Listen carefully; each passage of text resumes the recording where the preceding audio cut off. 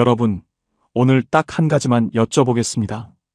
평생 피땀 흘려 마련한 내 집 한 채, 그리고 퇴직금과 연금까지 합쳐서 내수 중에 5억 원에서 10억 원 정도의 자산이 있다면 여러분은 어떤 선택을 하시겠습니까? 자식들 줄 것도 없는데 이 집 팔아서 죽기 전에 아내랑 여행이나 실컷 다녀야지. 혹시 이런 생각 한 번이라도 해보셨나요? 아니면 깔고 앉아있는 집이 무슨 소용이야. 하루라도 젊을 때 즐기는 게 남는 거지라며. 이미 짐을 싸고 계신 분은 없으신가요? 만약 단 한 번이라도 그런 고민을 해보셨다면 오늘 제 이야기를 끝까지 들어보셔야 합니다. 내 집을 팔고 자유를 찾아 떠난 선택이 70대 인생의 가장 찬란한 기적이 되었을까요? 아니면 돌이킬 수 없는 빈곤의 늪으로 빠지는 첫걸음이었을까요? 기정아, 너 진짜 미쳤구나? 그 집을 지금 왜 팔아? 1년 전 용인 아파트를 5억 원에 급매로 내놓겠다고 했을 때 제 가장 친한 친구놈은 제 멱살을 잡을 듯이 소리를 질렀습니다. 하지만 그때 제 귀에는 그런 충고가 하나도 들어오지 않았습니다. 야, 너네는 맨날 그 답답한 아파트 평수만 따지면서 살다 죽어라. 나는 아내랑 전국 팔도 유람하면서 폼나게 살 테니까. 애들도 다 컸는데 내가 내 집 팔아 여행 가겠다는데 누가 뭐라 그래? 그렇게 호기롭게 아파트 현관문을 박차고 나오던 날, 저는 제가 인생의 최종 승리자인 줄 알았습니다. 그날 오후, 저는 평생의 꿈이었던 8천만 원짜리 번쩍이는 캠핑카를 현금으로 계약했습니다. 아내 미희 씨와 함께 남은 현금을 통장에 넣고 전국 지도를 펼칠 때만 해도 우리 앞날에는 꽃길만 펼쳐질 줄 알았거든요. 그런데 말입니다. 딱 1년 2달째가 되던 지난주, 저는 그 친구를 다시 만났습니다. 동창회 장소였던 한우 전골집 문 앞에서 저는 한참을 망설이다 들어갔습니다. 어이, 김 회장. 전국 유람 다니느라 얼굴 보기 힘들더니 왜 이렇게 홀쭉해졌어? 거기 길바닥에서 자는 게 생각보다 힘든가 보네. 친구가 반갑게 인사를 건넸지만 제 시선은 식탁 위에 놓인 김이 모락모락 나는 전골보다 친구의 손목에 있는 번쩍이는 시계에 먼저 갔습니다. 그리고 친구가 무심코 던진 비수 같은 한마디에 제 심장은 바닥으로 툭 떨어졌습니다. 야, 너 그때 팔고 나간 용인 아파트 있지? 그거 저번 달에 7억 5천만 원 찍었더라. 너 그거 딱 1년만 더 들고 있었으면 가만히 앉아서 2억 5천만 원 번 건데 아깝지 않냐? 지금 그 돈이면 벤츠를 몇 대를 사고도 남았을 텐데 말이야. 그 순간 입안 가득 고여있던 소주가 독약처럼 써서 삼킬 수가 없었습니다. 5억 원에 팔아치운 집이 7억 5천만 원이 되었다는 소식보다 더 저를 비참하게 만든 건 오늘 밤 제가 돌아갈 곳이 따뜻한 내 집 안방이 아니라 어느 이름 모를 공원 주차장의 차가운 캠핑카 안이라는 사실이었습니다. 친구들은 은퇴 후에도 복지 혜택이나 연금 관리받으면서 여유롭게 살고 있는데 저는 주소지도 불분명한 떠돌이 신세가 되어버렸습니다. 처음에는 낭만인 줄 알았는데 시간이 지날수록 이건 여행이 아니라 주소 없는 노숙이 되어가고 있더군요. 자식들은 이제 명절마다 전화해서 그럽니다. 아버지, 이제 그만 고집 피우고 서울로 올라오세요. 엄마 몸도 안 좋다면서요. 하지만 사실 저는 올라갈 곳이 없습니다. 그 많던 현금은 여행비와 차량 유지비로 다 녹아버렸고 전셋값은커녕 작은 빌라 보증금도 이젠 남지 않았으니까요. 부부 합산 연금 235만 원이면 남 부러울 것 없이 살 줄 알았습니다. 하지만 기름값에 외식비에 시시때때로 터지는 캠핑카 수리비와 보험료까지, 거기에 낯선 곳에서 갑자기 아내가 급성 담석증으로 응급실을 전전하며 병원비를 쏟아붓기 시작하자 저희의 노후 자금은 밑 빠진 독에 물 붓기처럼 사라졌습니다. 저희 부부는 과연 집을 팔고 자유를 얻은 행복한 여행가일까요? 아니면 인생 마지막 보루를 스스로 무너뜨리고 벼랑 끝에 선 노숙자일까요? 오늘 제가 들려드릴 이야기는 집 한 채가 우리에게 어떤 의미인지, 그리고 자산 관리를 잘못했을 때 어떤 처절한 대가를 치르는지에 대한 피 맺힌 기록입니다. 여러분이 저와 같은 실수를 반복하지 않으시길 바라는 마음으로 노후의 집과 돈에 대한 가장 잔인하고도 솔직한 진실을 말씀드리겠습니다. 과연 저희 부부는 다시 따뜻한 집으로 돌아갈 수 있을까요? 아니면 이대로 길 위에서 마지막을 맞이하게 될까요? 제 이야기가 끝날 때까지 절대로 눈을 떼지 마십시오. 당신의 미래가 이 이야기에 달려 있을지도 모릅니다. 32년이라는 세월을 한 직장에서 보냈습니다. 경기도의 한 제조 공장에서 기계 돌아가는 소리를 자장가 삼아 청춘을 다 보냈죠. 부장이라는 직함을 달고 은퇴하던 날 동료들이 박수를 쳐주는데 눈물이 핑 돌더라고요. 드디어 지긋지긋한 출근길에서 해방이라는 생각에 날아갈 것만 같았습니다. 하지만 은퇴의 달콤함은 딱 석 달뿐이었습니다. 아침 7시 반이면 어김없이 눈이 떠지는데 갈 곳이 없다는 게 그렇게 사람을 무기력하게 만들 줄은 몰랐습니다. 용인에 있는 우리 집 24평짜리 아파트 베란다에서 아래를 내려다보는 게 제 하루 일과가 되었죠. 지나가는 사람들을 보며 저 사람들은 갈 데가 있어서 좋겠다는 생각만 하루 종일 했습니다. 아내 미희 씨도 마찬가지였어요. 초등학교 보건교사로 일하다가 저보다 일찍 명예퇴직을 하고 집안일을 해왔는데 남편이라는 덩치 큰 식구가 하루 종일 거실 소파를 차지하고 있으니 얼마나 답답했겠습니까? 어느 날 아내가 조용히 찻잔을 내려놓으며 제게 말을 건넸습니다. 여보, 우리 이렇게 늙어 죽기엔 너무 억울하지 않아요? 당신 평생 가족들 먹여 살리느라 여행 한번 제대로 못 갔잖아요. 우리 딱 1년만, 아니 남은 인생 딱 우리끼리만 생각하고 살면 안 될까요? 그때 제 머릿속에는 번개라도 친 것 같았습니다. 우리에겐 평생 일궈온 집 한 채가 있었습니다. 당시 시세로 약 5억 원 정도 하던 아파트였죠. 여기에 제가 받는 국민연금 145만 원과 아내의 사학연금 90만 원을 합치면 한 달에 235만 원이라는 꼬박꼬박 들어오는 돈이 있었습니다. 그런데 말이에요. 그때는 그 235만 원이 얼마나 큰 돈인지 혹은 얼마나 작은 돈인지 가늠조차 못했습니다. 그저 집 한 돈 5억 원이 통장에 꽂히면 세상 무서울 게 없을 것 같았죠. 그래, 집 한 채가 무슨 대수냐? 우리 둘이 건강할 때 전국 일주라도 해보자. 저는 그날로 부동산에 전화를 걸어 아파트를 급매로 내놓았습니다.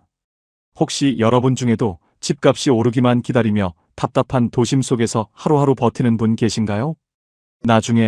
나중에 하다가 결국 병원 침대에서 후회할까봐 겁나지는 않으신가요? 저도 그때는 그런 분들과 똑같은 마음이었습니다. 지금 당장 떠나지 않으면 영영 기회가 없을 것 같아 마음이 조급해졌죠. 하지만 문제는 집을 내놓자마자 시작되었습니다. 추석 명절에 모인 자식들이 우리 부부의 계획을 듣더니 난리가 난 겁니다. 아버지, 지금 제정신이세요? 이 집을 팔면 나중에 어디서 사시려고요? 대기업 다니는 아들놈은 상속이라도 못 받을까봐 안달이 난 눈치였고 딸아이는 노후 자금을 다 써버리면 나중에 병원비는 어떡하냐며 소리를 높였습니다. 솔직히 그때 아들 눈을 못 마주치겠더라고요. 내가 번 돈으로 내가 쓰겠다는데 왜 자식들 눈치를 봐야 하는지 서운함이 몰려왔습니다. 야, 내가 너희 다 키워주고 시집 장가 다 보내줬는데 내 인생 내가 살겠다는데 뭐가 잘못이야? 결국 밥상머리에서 고성이 오갔고 자식들은 문을 박차고 나갔습니다. 생각처럼 쉽지 않았어요. 가장 축복받아야 할 출발점에서 가족들과 인연을 끊다시피 하고 시작했으니까요. 하지만 저는 고집을 꺾지 않았습니다. 오히려 오기가 생기더라고요. 보란듯이 잘 사는 모습 보여주마. 너희 도움 하나도 안 받고 행복하게 살 거야. 보름 만에 집이 팔렸습니다. 수수료 떼고 세금 떼고 나니 통장에 약 4억 8천만 원 정도가 찍히더군요. 그 숫자를 보는 순간 제 어깨에 들어간 힘은 태산보다도 컸습니다. 미희야, 짐 싸라. 우리 이제 진짜 자유다. 우리는 가장 먼저 8천만 원짜리 캠핑카 전시 매장으로 향했습니다. 호화로운 실내, 푹신한 침대, 그리고 작은 주방까지 갖춰진 그 차는 우리의 새로운 성이 되어줄 것만 같았습니다. 32년 직장 생활의 보상치고는 꽤 괜찮은 선택이라고 스스로를 다독였습니다. 그때는 정말 몰랐습니다. 그 캠핑카의 번쩍이는 외관 뒤에 어떤 고생길이 기다리고 있을지, 그리고 우리를 반겨줄 줄 알았던 전국 방방곡곡이 사실은 집 없는 노인들에게 얼마나 냉정하고 차가운 곳인지 말입니다. 여러분, 집이라는 건 단순히 잠자는 공간이 아니었습니다. 내 이름 석자를 증명해주고 내 자존심을 지켜주는 마지막 보루였다는 걸 길바닥으로 나앉고 나서야 뼈저리게 느끼게 될 줄은 꿈에도 몰랐죠. 우리는 그렇게 설레는 마음으로 첫 번째 목적지인 강원도 속초를 향해 시동을 걸었습니다. 뒤도 돌아보지 않고 용인을 떠나던 그날의 제 모습이 지금 생각하면 얼마나 어리석고 교만했는지 모르겠습니다. 용인을 떠나 강원도 속초 동명항에 도착했을 때만 해도 제 기분은 마치 세상을 다 가진 정복자 같았습니다. 8천만 원짜리 캠핑카 운전대를 잡고 동해 바다를 향해 달리는데 창밖으로 스치는 바람이 그렇게 달콤할 수가 없더라고요. 아내 미희 씨도 조수석에서 연신 감탄사를 내뱉었습니다. 여보, 우리 정말 잘 나왔다. 그 답답한 아파트 거실에서 TV만 보고 있었으면 어쩔 뻔했어? 그 말에 저도 어깨에 힘이 빡 들어갔죠. 첫날 밤은 속초 바다가 한눈에 내려다 보이는 해변 주차장에서 보냈습니다. 파도 소리를 자장가 삼아 잠들고 아침이면 지평선 위로 솟아오르는 일출을 캠핑카 침대에 누워 감상하는 삶. 이게 바로 제가 꿈꾸던 70대 노후의 낭만이었습니다. 아침 식사로 근처 수산시장에서 15만 원짜리 자연산 회를 떠다 먹고 커피 한 잔의 여유를 즐기며 아내와 미래를 설계했죠. 여보, 우리 이제 돈 걱정 말고 전국에 있는 맛집 다 찾아다니자. 알고 보니 그게 아니었어요. 낭만적인 일출은 딱 일주일이 지나자 지옥 같은 일상으로 변하기 시작했습니다. 가장 먼저 찾아온 시련은 생각지도 못한 신체적 고통이었습니다. 70이 넘은 나이에 좁은 캠핑카 침대에서 자는 게 보통 일이 아니더라고요.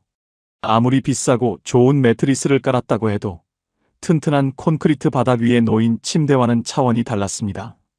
3일째 되던 날부터 아침에 일어나면 허리가 끊어질 듯 아파서 아내는 한참을 끙끙대며 일어나지 못했습니다. 막상 해보니까요. 캠핑카 생활의 가장 큰 적은 낭만이 아니라 화장실과 물이었습니다. 집에서는 버튼 하나만 누르면 나오던 따뜻한 물, 그리고 물 내리기만 하면 끝이던 변기. 하지만 길바닥에서는 이 모든 게 노동이었습니다. 20리터짜리 무거운 물통을 들고 공중화장실을 오가며 물을 채워야 했고 며칠에 한 번씩 오물통을 비울 때면 전직 부장이라는 제 자존심도 오물과 함께 바닥에 쏟아지는 기분이었습니다. 냄새는 또 얼마나 고약한지 아내 눈을 못 마주치겠더라고요. 혹시 여러분 중에 캠핑카 타고 전국 유람하는 게 꿈인 분 계신가요? 겉모습만 보면 참 화려하죠. 하지만 좁은 차 안에서 밥을 해먹고 설거지를 하고 몸을 웅크린 채 씻어야 하는 삶을 매일 반복한다고 생각해보세요. 그건 여행이 아니라 좁은 철창 안에 스스로를 가두는 것과 다를 바 없었습니다. 특히 한겨울 추위는 상상을 초월했습니다. 무시동 히터를 밤새 틀어도 차 안의 공기는 얼음장 같았고 히터 돌아가는 소음 때문에 밤새 잠을 설쳐야 했습니다. 문제는 여기서 끝이 아니었습니다. 돈 나가는 속도가 제 계산과 완전히 달랐습니다. 퇴직금과 집 한 돈을 합쳐 4억 8천만 원이 통장에 있으니 여유 있을 줄 알았죠. 부부 합산 연금 235만 원도 매달 들어오니까요. 그런데 캠핑카 기름값에 톨게이트비에 한 끼에 기본 10만 원씩 하는 외식비까지 더해지니 한 달 생활비가 400만 원을 훌쩍 넘어가더라고요. 거기에 캠핑카 전용 보험료는 왜 그렇게 비싼지 1년치 보험료 고지서를 받을 때마다 가슴이 철렁했습니다.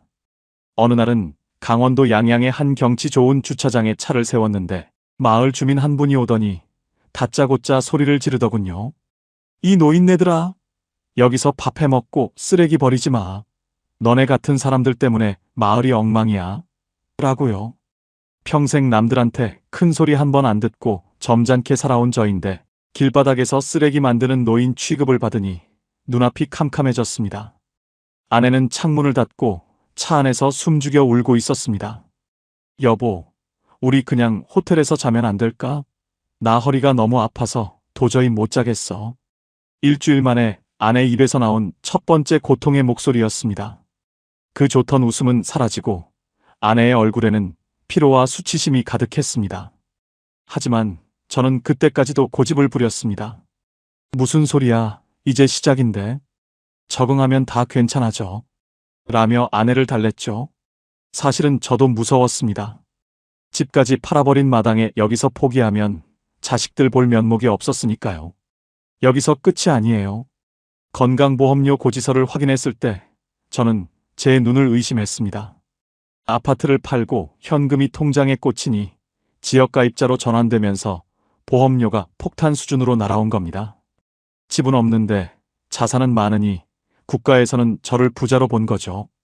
연금 235만 원 중에서 보험료와 차량 유지비만 떼고 나면 막상 우리 부부 손에 남는 건 100만 원 남짓이었습니다. 길 위에서의 낭만은 그렇게 조금씩 하지만 확실하게 무너져 내리고 있었습니다. 여러분, 낭만은 돈으로 사는 게 아니었습니다. 안정된 보금자리가 있을 때만 비로소 즐길 수 있는 사치였죠. 그걸 깨닫는 데는 그리 오랜 시간이 걸리지 않았습니다. 우리는 그렇게 쫓겨나듯 강원도를 떠나 남해로 향했습니다. 거기는 따뜻하니까 좀 낫겠지라는 막연한 희망을 품고서 말입니다. 하지만 그곳에서 기다리고 있던 건 강원도의 추위보다 더 시린 사람들의 시선과 예상치 못한 신체적 한계였습니다. 강원도의 칼바람을 피해 우리 부부가 선택한 곳은 경남 남해였습니다. 지도를 펴놓고 아내 미희 씨의 손을 잡으며 말했죠. 여보, 남해는 겨울에도 따뜻하대. 거기 가면 당신 허리도 좀 나아질 거야. 아내는 힘겹게 미소를 지으며 짐을 챙겼습니다.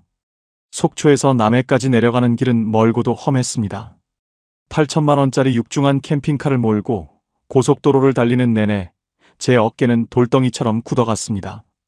휴게소에 들러 잠시 쉴 때마다 거울을 보면 어느덧 제 얼굴에는 낭만을 쫓는 여행객의 설렘 대신 삶에 찌든 노인의 피로가 짙게 깔려 있었습니다.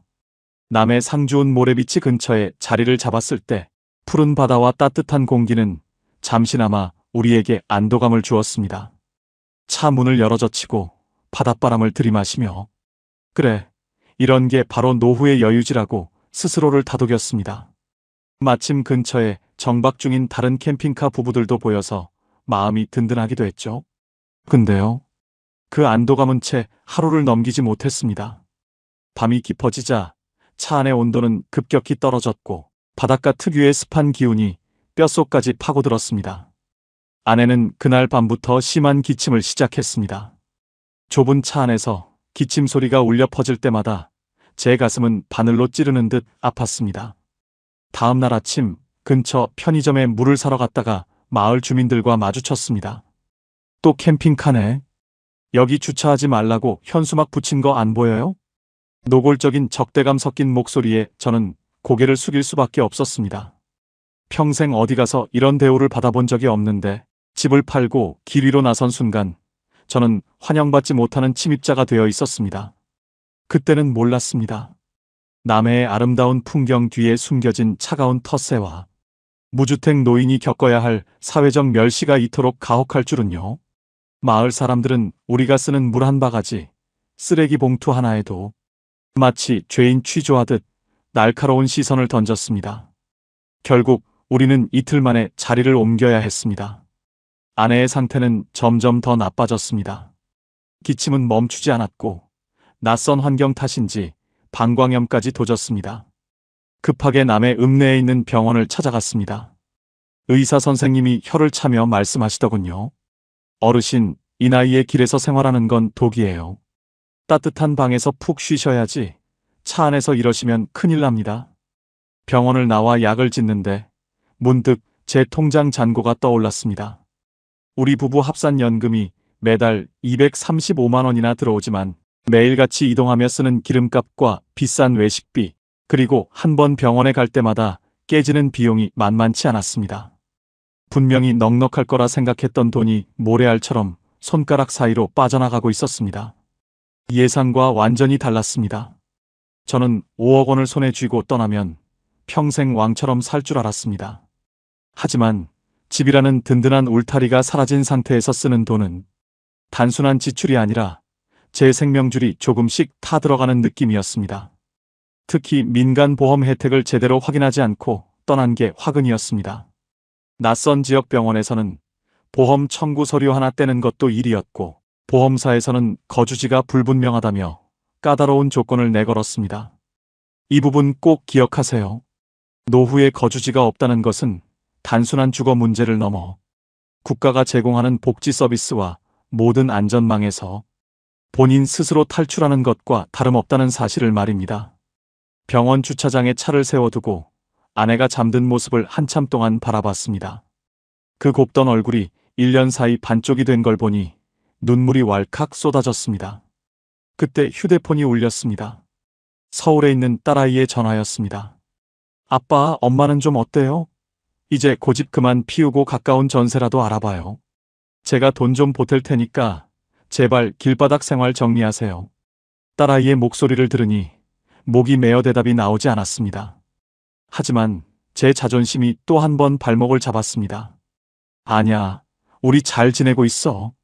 여기 남해 바다가 얼마나 예쁜데? 너나 걱정 마라. 아빠 돈 많다. 거짓말을 하고 전화를 끊은 뒤 핸들에 머리를 묻고 한참을 울었습니다. 우리는 그렇게 남해의 따뜻한 햇살 아래서도 가장 시리고 어두운 터널을 지나고 있었습니다. 낭만이라는 화려한 껍데기는 이미 벗겨진 지 오래였고 그 안에는 돈과 질병이라는 두 괴물이 우리를 노려보고 있었습니다. 하지만 이게 끝이 아니었습니다. 진짜 위기는 우리가 남해를 떠나 전남 고흥으로 향하던 그 길 위에서 아무도 예상치 못한 모습으로 우리를 기다리고 있었으니까요. 남해를 떠나 전남 고흥으로 향하는 길은 묘하게 설레었습니다. 아내 미희 씨의 기침이 조금 잦아든 덕분이기도 했지만 무엇보다 제 휴대폰으로 날아온 문자 한 통 때문이었죠. 귀농귀촌 지원금 최대 3천만 원 지원, 빈집 수리비 보조라는 문구였습니다. 길바닥 생활 4달째에 접어드니 이제는 낭만보다 정착이 간절했습니다. 하지만 서울이나 경기도로 돌아가기엔 이미 집값은 저 멀리 달아나 있었고 자식들에게 손을 벌리는 것은 죽기보다 싫었습니다. 그때 제 눈에 들어온 것이 바로 지방자치단체의 지원금 정책이었죠. 여보, 우리 그냥 여기 고흥에 정착하면 어떨까? 집 하느라 남은 돈이랑 우리 연금 합치면 여기서 작은 집 하나 고쳐서 텃밭 가꾸며 살 수 있을 것 같아. 제 제안에 아내의 눈이 다시 반짝이기 시작했습니다. 좁은 캠핑카가 아니라 발 뻗고 잘 수 있는 진짜 방이 생긴다는 희망 때문이었죠. 고흥의 어느 작은 마을에 도착해 군청 담당자를 만났습니다. 담당자는 아주 친절하게 설명해 주더라고요. 어르신처럼 서울에서 오신 분들이 정착하시면 지원금도 나오고 무엇보다 저리로 대출도 가능합니다. 빈집 수리비로 1,500만 원까지 무상 지원해드려요. 첫 번째는 이거였어요. 그런데 두 번째가 더 중요했습니다. 단순히 돈을 주는 게 아니라 우리 부부가 이 마을의 일원으로 인정받는 느낌이 들더군요. 그동안 길 위에서 떠돌이 노인 취급만 받다가 누군가 우리를 어르신이라 부르며 반겨주니 눈물이 날 정도로 고마웠습니다. 혹시 시청자분들 중에 나도 시골 내려가서 지원금 받고 조용히 살까 고민하는 분 계신가요? 특히 은퇴하고 갈 곳 마땅치 않은 우리 같은 시니어들에게 나라에서 주는 지원금과 복지 혜택은 정말 사막의 오아시스처럼 느껴지기 마련입니다. 생각처럼 쉽지 않았어요. 하지만 그 오아시스가 진짜 물인지 아니면 신기루인지는 직접 발을 담가봐야 하는 법이죠. 우리는 당장 담당자가 소개해준 마을의 빈집을 보러 갔습니다. 지붕은 낡고 마당에는 자풀이 무성했지만 제 눈에는 그곳이 천국처럼 보였습니다. 여보, 여기 고쳐서 살면 우리 다시 시작할 수 있어. 남은 돈 2억 원이면 여기서 평생 왕처럼 살 수 있다니까. 저는 아내의 손을 꼭 잡고 호기롭게 외쳤습니다. 아내도 오랜만에 활짝 웃으며 대답하더군요. 당신만 있으면 난 어디든 좋아. 이제 정착해서 맛있는 것도 해먹고 살아요. 우리는 그날로 계약서를 작성하고 본격적인 귀촌 준비에 들어갔습니다. 통장에 남아있던 소중한 노후 자금 중 일부를 집값으로 치르고 나머지는 보험해약 환급금과 연금을 모아 수리비에 보태기로 했습니다. 매달 나오는 부부 합산연금 235만 원이면 시골 물가에 차고 넘칠 거라 믿었죠. 나중에 알았는데요. 우리가 보고 있던 건 화려한 청사진이었을 뿐 그 이면의 그림자는 전혀 보지 못했습니다. 시골의 낡은 집을 고친다는 게 단순히 도배장판 새로 하는 수준이 아니라는 걸, 그리고 그 과정에서 얼마나 많은 눈먼 돈이 들어가는지 그때는 몰랐습니다. 여러분, 공짜 돈이라는 건 세상에 없습니다. 정부에서 주는 지원금 1,500만 원을 받으려면 제가 먼저 내 돈 3천만 원을 써야 한다는 조건이 붙어 있다는 걸 나중에야 깨달았습니다. 배보다 배꼽이 더 커지는 상황이 눈앞에 닥치고 있었던 거죠. 그래도 그때까지만 해도 괜찮았습니다. 적어도 우리 부부에게는 돌아갈 집이 생긴다는 사실만으로도 행복했으니까요. 아내는 벌써 마당에 심을 상추와 고추 모종을 고르며 즐거워했습니다. 자식들에게도 당당하게 전화했습니다. 너희 걱정 마라. 아빠가 공기 좋은 고흥에 멋진 집 하나 마련했다. 이것만으론 부족했습니다. 정착을 위해서는 마을 사람들과의 관계도 중요했죠. 우리는 이삿날에 맞춰 마을 회관에 떡을 돌리고 돼지고기를 삶아 대접했습니다. 아이고, 서울 양반들이 오셨네. 잘 오셨소? 이장님의 환대에 저는 정말로 제2의 인생이 시작되는 줄로만 믿었습니다. 하지만 여러분, 시골 인심이 예전 같지 않다는 말 들어보셨죠? 그 친절한 미소 뒤에 어떤 요구사항들이 숨겨져 있는지, 그리고 도시에서 온 노인들을 바라보는 그들의 시선이 얼마나 날카로운 계산기로 두드려지고 있는지 저는 미처 알지 못했습니다. 병원까지 40분이라는 생각에 그게 더 무섭더라고요. 나중에 정착하고 나서야 아내가 조용히 내뱉은 이 한마디가 우리의 앞날을 예언하는 경고등이었다는 걸 저는 그때 눈치챘어야 했습니다. 우리는 그렇게 희망이라는 이름의 덫에 스스로 발을 들여놓고 있었습니다. 5억짜리 아파트를 팔고 길 위를 떠돌던 우리 부부에게 찾아온 이 마지막 기회가 과연 축복이었을까요? 아니면 더 큰 나락으로 떨어뜨리기 위한 악마의 속삭임이었을까요? 드디어 한 달여간의 보수 공사가 끝났습니다. 낡은 천장을 뜯어내고 튼튼한 석가래를 살려 지은 우리 집은 비록 화려한 아파트는 아니었지만 우리 부부에게는 세상 그 무엇보다 귀한 보금자리였습니다. 공사가 끝난 첫날 밤, 아내 미희 씨와 나란히 누워 뜨끈뜨끈한 온돌 바닥에 등을 찢는데 아이고, 살 것 같다는 소리가 절로 나오더라고요. 8천만 원짜리 캠핑카에서 웅크리고 자던 지난 4달째의 시간들이 주마등처럼 스쳐 지나갔습니다. 아내의 기침 소리도 신기하게 잦아들었고 제 허리 통증도 따뜻한 아랫목 덕분인지 씻은 듯이 나았습니다. 여보, 우리 정말 잘 왔다. 그치? 아내가 제 손을 꼭 잡으며 말하는데 그동안의 고생이 눈 녹듯 사라지는 기분이었죠. 다 된 줄 알았어요. 모든 시련은 끝났고 이제는 정말 평화로운 노후만 남았다고 확신했습니다. 통장에는 집 팔고 남은 돈 중 공사비와 생활비를 빼고도 여전히 2억 원 가까운 현금이 남아 있었고 매달 119처럼 정확하게 들어오는 부부 합산연금 235만 원이 우리를 든든하게 지켜주고 있었으니까요. 아침이면 7시 반쯤 일어나 마당에 심은 고추며 상추에 물을 주고 오후에는 마을 회관에 가서 이웃들과 막걸리 한 잔 나누는 삶. 서울 양반, 집 참 잘 고쳤네. 이제 진짜 우리 동네 사람 다 됐구먼. 이장님의 칭찬에 어깨가 으쓱해졌습니다. 귀촌 지원금 1,500만 원도 무사히 승인되었다는 소식을 들었을 땐 정말 나라에서 우리 노후를 축복해주는 기분까지 들더라고요. 혹시 여러분 중에 은퇴하고 시골 가서 텃밭 가꾸며 사는 게 꿈이다 하시는 분들 많으시죠? 저도 그때는 그게 정답인 줄 알았습니다. 도시의 소음도 없고 집값 오르내리는 스트레스도 없고 그저 자연과 함께 연금으로 소박하게 사는 삶이 가장 가치 있는 것이라 믿었습니다. 친구들이 야 아파트 값이 2억 5천만 원 올랐다더라 하고 염장을 질러도 그래, 너희는 돈 보고 살아라. 나는 사람답게 산다며 콧방귀를 꼈었죠. 이것만으론 부족했습니다. 우리의 행복을 유지하기 위해서는 건강과 안정적인 수입이 계속되어야 했죠. 우리는 만약을 대비해 실손보험도 꼼꼼히 챙겼고 마을에서 운영하는 공동작업에도 참여하며 복지 혜택도 부지런히 찾아다녔습니다. 고흥의 푸른 바다를 보며 낚시를 즐기고 아내가 해주는 맛있는 시골 밥상을 마주할 때마다 저는 제 인생에서 가장 잘한 선택이 바로 이 집을 판 것이라고 확신하고 또 확신했습니다. 마을 사람들과도 형님, 동생하며 지냈습니다. 가끔 제가 서울에서 사온 귀한 물건들을 나눠주면 그분들은 밭에서 갓 딴 채소들을 문 앞에 두고 가곤 하셨죠. 정말 영화 속에 나오는 따뜻한 시골 마을의 풍경 그 자체였습니다.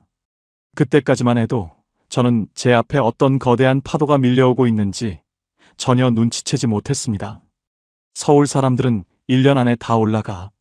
어느 날 마을 어귀에서 만난 할머니 한 분이 무심코 던진 이 한마디가 제 귀에는 그저 노인네의 심술궂은 소리로만 들렸습니다. 우리는 다를 거라고, 우리는 이미 이곳에 완벽하게 뿌리를 내렸다고 자만했죠. 여러분, 인생에서 가장 위험할 때가 언제인지 아십니까? 모든 문제가 해결되었다고 믿고 안심하고 있을 때입니다. 아내와 저는 매일 저녁 마을 앞바다를 산책하며 노을을 감상했습니다. 여보, 우리 내일은 뭐 할까? 저기 건너편 섬에 한번 가볼까? 내일의 계획을 세우는 것만으로도 행복했던 그 시절, 우리는 지독하게 달콤한 가짜 안도감에 취해 있었습니다. 하지만 말입니다. 그 평화로운 마을의 공기 속에는 우리가 미처 감지하지 못한 균열이 생기고 있었습니다. 우리가 믿었던 지원금의 실체, 그리고 우리가 계약했던 그 예쁜 집의 서류 뭉치들 사이에서 무시무시한 괴물이 서서히 고개를 들고 있었죠. 저는 과연 이 평화를 끝까지 지킬 수 있었을까요? 아니면 이 모든 것이 한여름 밤의 꿈처럼 사라지게 되었을까요? 우리가 맞이한 그 평온한 나날들은 사실 폭풍 전야의 정적이었을 뿐이었습니다. 그런데 말입니다. 인생은 제 편이 아니었습니다. 그토록 평화롭던 고흥의 오후, 마당에서 상추물을 주고 있던 제게 우체부 아저씨가 하얀 봉투 하나를 내밀었습니다. 법원 마크가 선명하게 찍힌 그 봉투를 받아든 순간 손끝에서부터 기분 나쁜 한기가 올라오더군요. 설마 하는 마음으로 봉투를 뜯어 내용을 확인한 저는 그 자리에 주저앉고 말았습니다. 부동산 명도 소속 및 철거 계고장. 이게 무슨 말도 안 되는 소리인가 싶어 눈을 씻고 다시 봐도 글자는 바뀌지 않았습니다. 우리가 전 재산을 털어 사고 애지중지 수리했던 이 집이 알고 보니 제 땅이 아니라는 겁니다. 집을 팔았던 그 이장님의 사촌 동생이라는 사람은 사실 이 집의 완전한 소유주가 아니었습니다. 이 땅은 어느 문중의 공동재산이었고 문중의 허락 없이 지어진 불법 건축물이니 당장 집을 비우고 철거하라는 판결문이었습니다. 나중에 알았는데요. 우리가 믿었던 그 친절한 마을 사람들은 이미 이 상황을 다 알고 있었습니다. 도시에서 온 세상 물정 모르는 노인네가 5억 원을 손에 쥐고 왔다는 소문에 문제가 생겨 곧 철거될 집을 우리에게 떠넘기고 돈만 챙겨 도망간 것이었습니다. 이웃이라 믿었던 사람들에게 받은 배신감은 칼에 찔린 것보다 더 아팠습니다. 혹시 이런 분 계세요? 설마 사람이 그럴까 싶어 서류 확인 대충 하고 믿음으로 거래하시는 분들이요. 특히 시골집은 등기가 안 되어 있거나 땅 주인이 따로 있는 경우가 허다합니다. 이 부분 꼭 기억하세요. 시골의 인심은 당신의 돈 앞에서 순식간에 악마로 변할 수 있다는 사실을요. 저처럼 좋은 게 좋은 거지라며 허술하게 도장을 찍었다간 평생 모은 노후 자금을 길바닥에 뿌리는 꼴이 됩니다. 이게 다가 아니었습니다. 설상가상으로 군청에서도 연락이 왔습니다. 우리가 받은 귀촌 지원금 1,500만 원을 전액 반납하라는 통보였습니다. 지원의 전제 조건이 정상적인 주거지 등록이었는데 우리 집이 불법 건축물로 판명났으니 지원금 자격이 박탈된 것이죠. 이미 집 수리비로 수천만 원을 써버린 상태에서 지원금까지 토해내야 한다니 눈앞이 캄캄해졌습니다. 문제는 여기서 끝이 아니었습니다. 이 모든 충격을 곁에서 지켜보던 아내 미희 씨가 결국 쓰러지고 말았습니다. 안 그래도 약해진 몸에 극심한 스트레스가 덮치자 예전에 알았던 심장질환이 다시 도진 겁니다. 시골 마을의 작은 보건소에서는 손을 쓸 수가 없었습니다. 119를 불러 구급차를 타고 가장 가까운 대도시 대학병원으로 향하는데 창밖으로 멀어지는 우리 집을 보며 피눈물이 났습니다. 여보, 미안해. 내가 다 망쳤어. 우리 집 어떡해? 산소 호흡기를 낀 채 의식을 잃어가는 아내의 손을 잡고 저는 울부짖었습니다. 5억짜리 아파트를 팔고 자유를 찾겠다고 떠난 지 1년도 채 되지 않아 우리는 집도 잃고 건강도 잃고 이제는 사랑하는 사람의 생명까지 위협받는 처지가 되었습니다. 병원에 입원하자마자 수백만 원의 검사비와 입원비가 청구되었습니다. 우리가 믿었던 실손보험은 거주지 불분명과 사고, 발생 시점의 주거 환경 등을 문제 삼아 지급을 미뤘습니다. 통장에 남은 2억 원이라는 돈이 처음엔 태산 같아 보였는데 변호사 비용에 병원비에 집 철거 배상금까지 생각하니 순식간에 모래성처럼 무너져 내릴 것 같더군요. 여러분, 노후의 삶에서 가장 잔인한 반전이 무엇인지 아십니까? 내가 가장 안심하고 있을 때, 내가 가장 믿었던 곳에서 내 등에 칼을 꽂는다는 사실입니다. 우리는 그렇게 다시는 돌아가지 못할 평화로운 나날들을 뒤로 한 채 차가운 병원 복도에서 인생 최대의 사투를 시작해야만 했습니다. 자식들에게는 차마 연락할 수 없었습니다. 우리 잘 살고 있다고 큰 소리 치던 제 목소리가 귓가에 쟁쟁해서 도저히 입이 떨어지지 않더라고요. 저는 과연 이 지옥 같은 상황을 벗어날 수 있을까요? 아니면 이대로 모든 것을 잃고 무너져 내리게 될까요? 광주의 한 대학병원 중환자실 앞 차가운 벤치에 앉아 밤을 꼬박 새웠습니다. 복도 끝에서 들려오는 기계적인 신호음 소리가 마치 제 노후가 꺼져가는 소리처럼 들리더군요. 아내 미희 씨는 산소 호흡기에 의지한 채 사경을 헤매고 있었고, 제 손에는 한 장에 수백만 원씩 찍혀 나오는 병원비 중간 정산서가 들려 있었습니다. 순간 마음이 철렁했어요. 통장에 2억 원이라는 돈이 있을 때는 세상 무서울 게 없었는데 막상 병원이라는 거대한 블랙홀 앞에 서니 그 돈이 얼마나 우스운 숫자인지 깨달았습니다. 검사비, 입원비, 거기에 간병인 비용까지 더해지니 하루에만 40만 원 넘는 돈이 사라지더군요. 여기에 고흥집 철거 소송비와 지원금 반납 독촉까지 겹치니 숨이 턱 막혔습니다. 혹시 이런 분 계세요? 나중에 아프면 보험 나오니까 괜찮아라고 믿고 계신 분들이요. 저도 제 실손 보험만 믿고 호기롭게 집을 팔았습니다. 그런데 병원 원무과에서 청천벽력 같은 소리를 들었습니다. 어르신, 지금 주소지가 불분명하고 보험료 체납 내역이 있어서 보험금 지급이 거절될 수도 있습니다. 노마드 생활을 한답시고 우편물을 제때 확인하지 못해 보험료가 한두 달 밀렸던 게 화근이었습니다. 생각처럼 쉽지 않았어요. 어떻게든 제 선에서 해결해 보려고 백방으로 뛰어다녔지만 70이 넘은 노인이 낯선 도시에서 할 수 있는 일은 아무것도 없었습니다. 결국 고민 끝에 1년 넘게 연락을 끊다시피 했던 아들에게 전화를 걸었습니다. 수신음이 울리는 그 짧은 시간이 마치 100년처럼 느껴지더군요. 아빠, 지금 어디예요? 연락은 왜 안 된 거예요? 병원으로 달려온 아들의 첫마디는 걱정이 아니라 원망이었습니다. 사정을 들은 아들은 기가 찬다는 듯 복도에서 소리를 질렀습니다. 제가 뭐라 그랬어요? 집 팔지 마시라고 했잖아요. 그 캠핑카니 뭐니 하더니 결국 엄마 저 지경 만들고 이게 뭐 하는 짓이에요? 아직 남은 게 있었어요. 제 자존심의 마지막 한 조각마저 아들의 서운함 섞인 고함에 산산조각이 났습니다. 미안하다.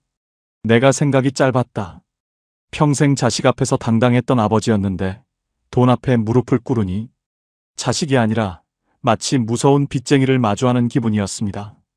아들은 병원비를 결제하면서도 내내 이거 나중에 아빠 연금 나오면 다 갚으세요라며 차갑게 선을 그었습니다.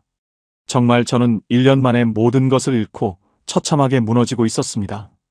그 화려했던 8천만 원짜리 캠핑카는 병원 주차장 구석에서 비바람을 맞아 흉물스럽게 변해가고 있었죠. 여러분, 이 부분 꼭 기억하세요. 자식에게 손을 벌리는 순간 부모-자식 관계는 평등할 수 없습니다. 내가 내 돈으로 당당하게 치료받는 것과 자식 눈치 보며 생명을 연장하는 것은 하늘과 땅 차이라는 걸 저는 병원 복도에서 피눈물을 흘리며 배웠습니다. 이게 다가 아니었습니다. 아내의 수술비와 고흥집 문제를 해결하기 위해 결국 캠핑카를 처분하기로 했습니다. 8천만 원 주고 산 지 1년 조금 넘었는데 중고차 딜러는 제게 기가 막힌 숫자를 불렀습니다. 어르신, 이거 관리가 너무 안 됐네요. 취사 흔적에 냄새까지 배어서 3,500만 원 이상은 못 드립니다. 반값도 안 되는 가격에 제 꿈을 팔아야 한다는 사실에 손이 벌벌 떨렸습니다. 그래도 어쩌겠습니까? 아내를 살리는 게 먼저였죠. 저는 그날로 인감도장을 찍고 캠핑카 키를 넘겼습니다. 번쩍이는 캠핑카가 레카차에 끌려가는 모습을 보는데 제 영혼이 어디론가 끌려가는 것만 같았습니다. 이제 우리 부부에게 남은 건 오직 병원 침대 하나와 매달 들어오는 연금뿐이었습니다. 아내 눈을 못 마주치겠더라고요. 겨우 의식을 회복한 미희 씨가 제 손을 잡으며 우리 집은 어떻게 됐어? 라고 물었을 때 저는 아무 말도 하지 못한 채 고개만 숙였습니다. 우리는 다시는 그 예쁜 텃밭으로 돌아갈 수 없다는 사실을, 그리고 이제 우리는 갈 곳 없는 진짜 무주택 노인이 되었다는 사실을 어떻게 전해야 할지 앞이 캄캄했습니다. 병실 하루 입원비가 20만 원이라는 소리에 자다가도 벌떡 일어났습니다. 부부 합산 연금 235만 원은 이미 아들에게 빌린 돈의 이자와 보험료로 다 빠져나갔습니다. 우리는 그렇게 화려한 전국 일주의 마침표를 차가운 병원 냄새와 자식의 냉대 속에서 찍어가고 있었습니다. 하지만 여러분, 바닥 밑에는 지하실이 있다고 하죠. 우리의 처절한 사투가 끝나기도 전에 고흥에서 날아온 또 다른 통지서가 우리 부부의 남은 숨통을 조여오기 시작했습니다. 그건 바로 우리가 꿈꿨던 귀촌 생활의 마지막 조각마저 범죄의 흔적으로 얼룩져 있었다는 증거였습니다. 병원 생활이 한 달째를 넘어가면서 우리 부부를 지탱하던 마지막 끈이 하나둘씩 끊어지기 시작했습니다. 아내 미희 씨의 병원비는 이미 아들의 카드로 결제되고 있었고, 그럴 때마다 제 고개는 점점 더 바닥으로 숙여졌습니다. 간병인 비용은 하루에 14만 원이나 했고, 제가 직접 하겠다고 나섰지만 일은 넘은 노구가 밤샘 간호를 견디기엔 역부족이었습니다. 생각처럼 쉽지 않았어요. 가장 괴로웠던 건 아픈 아내의 신음보다 병실을 찾아온 며느리의 차가운 시선이었습니다. 며느리는 과일 바구니 하나를 내려놓으며 들으라는 듯 혼잣말을 하더군요. 아버님, 용인 집만 그냥 두셨어도 이런 고생 안 하셨을 텐데. 요즘 애들 학원비도 만만치 않은데 참 힘드네요. 그 한마디에 제 심장은 갈갈이 찢어지는 것 같았습니다. 혹시 이런 분 계세요? 자식들이 효자니까 나중에 내가 돈 없어도 잘 모셔주겠지라고 믿고 계신 분들이요. 저도 우리 아들, 딸이 세상에서 제일 가는 효자들인 줄 알았습니다. 하지만 이 부분 꼭 기억하세요. 부모의 현금 줄이 끊기고 자식에게 짐이 되는 순간 그 천사 같던 자식들의 얼굴에서 빚쟁이의 차가운 눈빛을 보게 될 수도 있다는 사실을 말입니다. 알고 보니 그게 아니었어요. 아들이 병원비를 내주는 건 효심 때문만이 아니었습니다. 나중에 알고 보니 아들은 고흥집 사기 사건을 해결해서 어떻게든 남은 돈이라도 건지려고 변호사를 만나고 다녔더군요. 아버지, 그 사기꾼들한테 떼인 돈 찾으면 그건 제가 가져가겠습니다. 이번 병원비랑 그동안 속 썩인 보상이라고 생각하세요. 아들의 그 말에 저는 대답 대신 빈 물컵만 만지작거렸습니다. 5억짜리 아파트를 팔아치울 때 우리 인생 우리 마음대로 하겠다고 소리쳤던 제 입이 원망스러웠습니다. 문제는 여기서 끝이 아니었습니다. 고흥집 철거와 명도 소송을 위해 고용한 변호사는 착수금으로만 500만 원을 요구했습니다. 통장에 남은 돈은 이미 바닥을 보이고 있었고, 매달 들어오는 부부 합산 연금 235만 원은 아들에게 빌린 병원비 이자와 제 약가, 그리고 최소한의 생활비로 흔적도 없이 사라졌습니다. 노후의 품격은 연금 액수가 아니라 내가 당장 꺼내 쓸 수 있는 현금에서 나온다는 걸 그때야 깨달았습니다. 여러분, 자식에게 상속해줄 집이 있다는 것과 없다는 것은 명절날 자식들이 부모를 대하는 공기부터가 다릅니다. 집을 팔고 전국을 유랑하는 동안 저는 자유로운 영혼인 줄 알았지만 실상은 제 노후를 지켜줄 유일한 성벽을 제 손으로 허물어버린 셈이었습니다. 솔직히 포기하고 싶었습니다.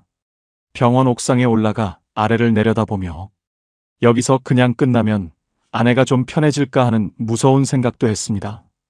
그때마다 제 발목을 잡은 건 아픈 몸으로도 제 손을 잡으며 미안해요, 여보라고 말하는 아내의 눈물이었습니다. 아내도 알고 있었던 거죠. 우리가 내린 그 화려한 결정이 얼마나 무모했는지, 그리고 그 대가가 얼마나 시리고 아픈지를요. 우리는 결국 쫓겨나듯 광주의 병원을 퇴원해야 했습니다. 갈 곳 없는 우리 부부가 선택할 수 있는 곳은 이제 아무것도 남지 않았습니다. 캠핑카도 없고 용인집도 없고 고흥의 텃밭도 사라졌습니다. 아직 남은 게 있었어요. 우리에게 남은 유일한 것은 오직 매달 25일이면 입금되는 국민연금과 사학연금뿐이었습니다. 그 돈을 들고 우리는 연고도 없는 도시의 어느 낡은 빌라, 보증금 없는 월세방을 찾아 발걸음을 옮겨야 했습니다. 5억짜리 아파트 주인이었던 김기정 부장이 1년 반 만에 보증금 50만 원짜리 달방 신세가 된 겁니다. 자식들은 서울로 오시라는 말만 할 뿐 아무도 우리 집으로 오시라는 말은 하지 않았습니다. 그게 요즘 세상의 효도라는 걸 저는 차가운 새방문을 열며 절실히 느꼈습니다. 부모 자식 간에도 돈이 없으면 예의가 사라지고 짜증만 남는다는 잔인한 진실. 그 진실이 제 가슴에 대못을 박았습니다. 저는 과연 이 좁고 어두운 방에서 다시 일어날 수 있을까요? 아니면 이대로 사회의 그늘 속으로 사라져버리는 유령 노인이 될까요? 우리의 처절한 추락은 이제 겨우 멈추는 듯 했지만 그곳에서 마주한 현실은 전국 유랑의 낭만보다 100배는 더 가혹했습니다. 보증금 50만 원에 월세 35만 원짜리 전북 군산의 어느 낡은 달방. 우리 부부의 화려했던 전국 유람은 결국 이 좁고 곰팡이 냄새나는 방에서 멈췄습니다. 한때 5억짜리 아파트 주인이었고 8천만 원짜리 캠핑카를 끌며 팔도를 유랑하던 김기정 부장의 마지막 정착지 치고는 참으로 초라하기 짝이 없었죠. 방 한 칸에 짐을 풀고 나니 아내 미희 씨가 제 손을 잡으며 말했습니다. 여보, 그래도 이제 바퀴 위에서 앉아도 되니까 너무 좋다. 그치? 그 말이 제 가슴을 후벼 팠습니다. 길바닥 생활 1년 6달째 만에 처음으로 움직이지 않는 바닥을 얻었다는 사실에 안도하는 아내를 보며 저는 제가 저지른 죄가 얼마나 무거운지 다시 한번 깨달았습니다. 나중에 알았는데요. 우리가 겪은 그 모든 고생 중에서 가장 무서웠던 건 돈이 떨어지는 게 아니었습니다. 진짜 무서운 건 사회적 신분이 사라지는 것이더군요. 집을 팔고 거주지가 불분명해지자 우리는 국가가 제공하는 기본적인 복지 혜택에서도 서서히 멀어지고 있었습니다. 지역 가입자로 전환된 건강보험료는 밀리고 주민등록상 주소지와 실제 사는 곳이 다르니 지자체에서 주는 노인 지원금 하나 신청하는 것도 가시밭길이었습니다. 혹시 여러분 중에 집 없어도 연금만 있으면 어디서든 환영받겠지라고 생각하시는 분 계신가요? 천만의 말씀입니다. 대한민국에서 주소지가 없다는 건 사회적으로 투명 인간이 된다는 뜻입니다. 병원을 가도, 은행 일을 봐도, 심지어 대출 상담을 받으려 해도 지금 어디 사십니까? 라는 질문에 대답하지 못하는 순간 세상은 우리를 불황자 취급하며 차갑게 등을 돌렸습니다. 생각처럼 쉽지 않았어요. 고흥 사기 사건의 결말은 더욱 처참했습니다. 변호사를 사고 아들이 백방으로 뛰었지만 이미 그 일당들은 돈을 다 빼돌리고 파산 신청을 한 상태였죠. 결국 우리는 수리비로 날린 4천만 원과 집값으로 치른 돈까지 총 1억 2천만 원이라는 거액을 단 한 푼도 건지지 못한 채 법정을 나와야 했습니다. 재판이 끝나고 법원 계단을 내려오는데 다리에 힘이 풀려 주저앉아 한참을 통곡했습니다. 올라가고 싶어도 이제는 올라갈 수가 없게 된 겁니다. 용인 아파트는 그 사이 8억 원 가까이 치솟았고 우리가 가진 돈은 이제 다 까먹고 남은 현금 2,500만 원이 전부였습니다. 강남은커녕 경기도 외곽에 전셋집 하나 구할 수 없는 돈이었죠. 이게 다가 아니었습니다. 아내의 건강은 예전 같지 않았습니다. 겨우 퇴원은 했지만 매달 들어가는 약값과 재활치료비만 80만 원이 넘었습니다. 부부 합산연금 235만 원 중에서 월세 35만 원 내고 아내 약값 80만 원 내고 아들에게 빌린 병원비 이자로 30만 원씩 보내고 나면 우리 부부 손에 남는 생활비는 고작 90만 원 남짓이었습니다. 여러분, 90만 원으로 두 노인이 한 달을 산다는 건 단순히 소박하게 사는 게 아니라 숨만 쉬고 사는 것입니다. 시골 장터에서 3,000원짜리 콩나물 한 봉지 사는 것도 손이 떨리고 고기가 먹고 싶어도 유통기한 임박한 할인 고기만 찾게 되는 비참함. 그게 바로 5억 집을 팔고 낭만을 쫓았던 우리의 진짜 현실입니다. 하지만 우리는 이제 더 이상 도망치지 않기로 했습니다. 군청의 도움을 받아 겨우 복지주택 대기 명단에 이름을 올렸고 보증금 없는 달방에서 한 푼이라도 아끼며 그날을 기다리고 있습니다. 비록 자식들에게는 우리는 이제 여기가 편하다며 오지 말라고 손사래를 치지만 밤마다 핸드폰에 저장된 예전 용인집 사진을 보며 남몰래 눈물 짓는 건 어쩔 수가 없네요. 병원까지 40분이라는 생각에 그게 더 무섭더라고요. 아내가 했던 그 말이 이제는 병원까지 걸어서 10분 거리인 이 낡은 방이 차라리 다행이다라는 슬픈 안도로 바뀌었습니다. 우리는 수많은 시행착오 끝에 비록 바닥까지 떨어졌지만 이제야 비로소 노후의 진짜 얼굴을 마주하게 된 겁니다. 꿈은 화려했지만 현실은 냉혹했습니다. 전국 일주를 하며 찍었던 수천 장의 사진들은 이제 빛바랜 상처가 되었고 제게 남은 건 낡은 수첩에 적힌 꼼꼼한 가계부뿐입니다. 그래도 저는 오늘 아침 미희 씨와 함께 근처 공원을 산책하며 감사했습니다.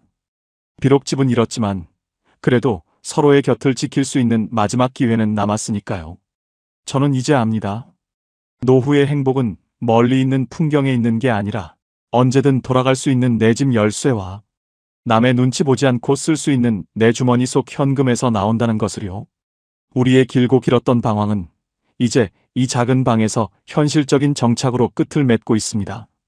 전북 군산의 좁은 월세방에서 창밖을 내다봅니다. 옆집에서 들려오는 TV 소리가 벽을 타고 그대로 넘어오는 이 낡은 방이 역설적이게도 8천만 원짜리 캠핑카보다 더 아늑하게 느껴지는 건 왜일까요? 그건 아마도 이곳이 더 이상 움직이지 않는 우리의 마지막 보금자리이기 때문일 겁니다. 여러분, 제 이야기가 그저 운이 없었던 노인의 실패담으로만 들리시나요?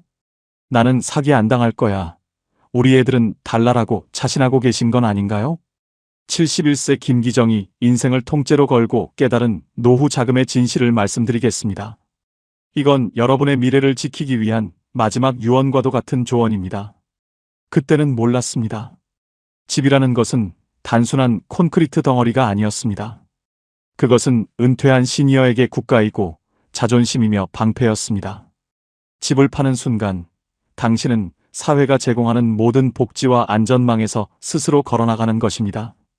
집이 없으면 신용도 없고 대출도 안 되며 심지어 보험금 청구조차 의심받는 게 현실입니다. 혹시 집 팔아서 여행 가겠다는 분 계시면 제 가슴을 치며 말리고 싶습니다. 여행은 매달 나오는 연금 범위 안에서만 하세요. 원금을 건드리는 순간 당신의 노후는 모래성처럼 순식간에 무너져 내립니다.